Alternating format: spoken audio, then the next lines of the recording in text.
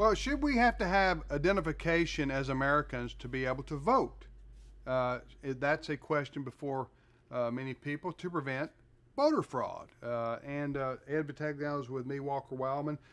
What's been in the news the last few days relative to what I've just mentioned? Well, over the last couple of years, Texas has tried to pass a law that would require people to show some sort of ID so that they could vote. And the most recent expression of that law allows not only driver's licenses, but also hunting licenses, voter registration cards, utility bills, pay stubs, or government checks.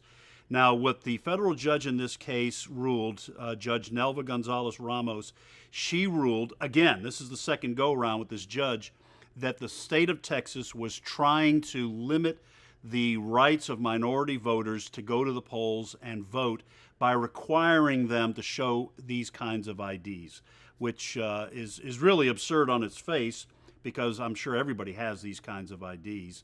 But that's her ruling, and now Texas has got to appeal this to the Fifth Circuit. And one of the things she said was that basically Anglo-Saxons, I think she used that Anglos, expression, yeah. Anglos have more passports being a photo ID, Right. than Mexicans, or excuse me, Hispanics or blacks. Therefore, It's discriminatory, and it's an attempt on the part of the white majority to keep minorities from that's voting. the classic thinking of the secular progressive, right? Right. Okay.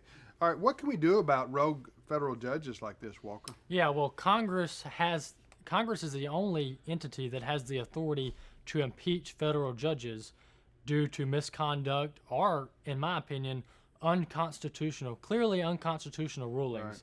So Congress can do that, and it also is important which president holds the Oval Office, because presidents appoint federal judges and fill these seats, and it's important which president is appointing them. Well, this lady was a Obama appointee Yes. to the federal bench. He had 8 years of appointing judges that rule according to their feelings rather than according to the Constitution. I know I'm making a blanket general statement, but that's basically the ideology of the secular left, the secular progressivism, is to rule on what's morally right according to them, not what the Constitution says or the law says.